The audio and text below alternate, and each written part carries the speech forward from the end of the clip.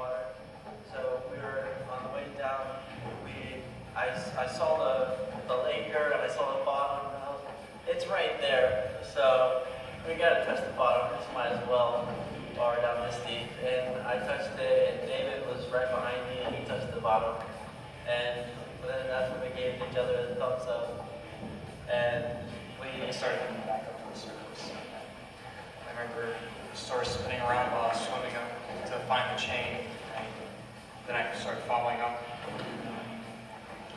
And I only remember kicking for about just a few more seconds, and then that's when I remember sort of just seeing a light. And it just started hitting that up. And I'm a little stronger, a little faster, so I was ahead of my weight a little bit. And I could start seeing the color change in the water, just to know that feel for when you're near the surface. And for some reason, one last look down to see what's going on, and David's behind me, and he stopped moving.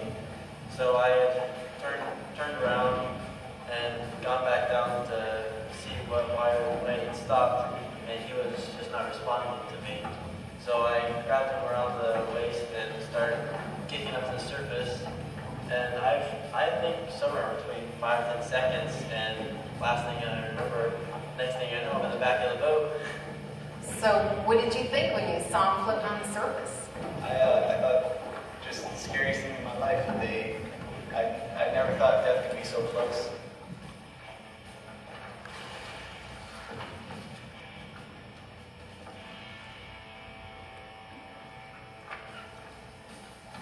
Robert!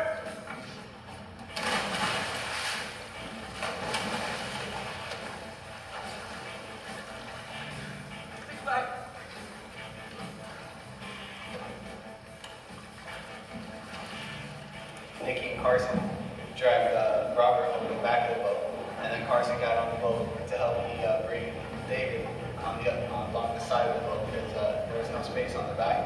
So we just had to pull him straight off the side, just like dead weight over the side of the boat.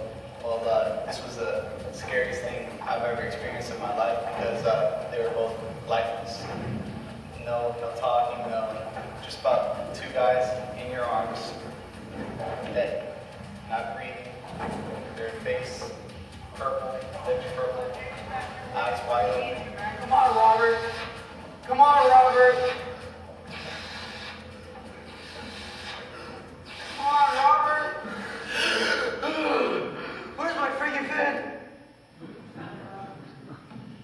That's a strange thing. You have no awareness that you were out. And these boys were actually in a quite a severely hypoxic state. Their blood oxygen levels, when measured at the hospital, were so low that the scientists at Dan did not believe me. I had been to nursing school, so running back and forth between the two ER rooms, I was keeping up with what was going on. Our youngest blood oxygen level 2 hours after receiving oxygen by mask was 32, should be 100, and Robert's was 53. And the doctors had them repeat it 5 times because they didn't believe it. So I had the reports copied and sent to Dan. The boys were in like a coma state, and they could hear people talking to them. And Robert heard them discussing removing his weight belt, not his weight belt, but his wetsuit, and cutting it off. And I had just given it to him as a gift. He was screaming in his head, no, no, no. I think that's what brought him out. But they were actually 30 yards from the boat. We're not sure how long they were without oxygen, and their friends swam out to retrieve them. And when we got the call, the youngest son, who had blacked out first, they were still trying to get him revived. It had been 15 minutes. So we were quite concerned. And it took about a week for them to make a full recovery.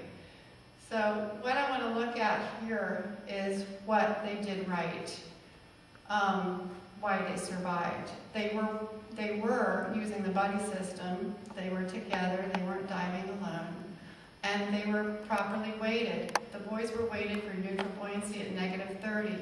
This is a perfect example of why you should do that.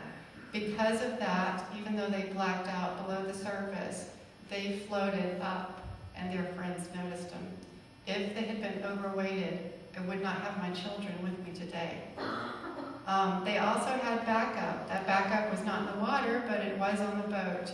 And one of their friends happened to be a paramedic in training, and they knew what to do. The problems were they did not practice one up, one down. So by the time Robert noticed that David was in trouble and was engaged in a rescue, he'd already been into his dive for 1:30. So he did not have enough oxygen to successfully recover his brother. And this was an extreme dive. Robert's max dive at this point was 103 feet. This was almost his max, all-time max. David was doing a dive that was about twice his best dive. These are extreme dives, maybe not for everyone, but for these boys it was. And when anyone's engaged in extreme diving, you need more surface support in case something like this happens. Also, Robert failed to ditch his weight belt when he started that rescue. So he also did not release his brother's weight belt. This is a hard thing for me to talk about even still. But he did get him to the surface. That was an extra 16 pounds that he was carrying, burning unnecessary oxygen when he had very little to waste. It's possible, if he had released the belts, he may have made it to the surface. This is an important thing to remember. Robert said he did not do it because it never occurred to him that he was not going to get his brother to the surface. Don't act on what you think you can do. Act on what you've been trained to do. Let's look at the next one. You've probably heard about this accident. I just saw it it was in your papers recently. Cameron Kirkconnell and Steve Bennett last year, July 5th, I think. Cam is a friend of mine, and he gave me these, I interviewed him, he told me a lot about this accident, gave me these pictures, wanted me to share them with you so that the mistakes that he made, you don't make. And I really appreciate that he did that, and I hope you do too. Steve Bennett was 21 at the time of this accident.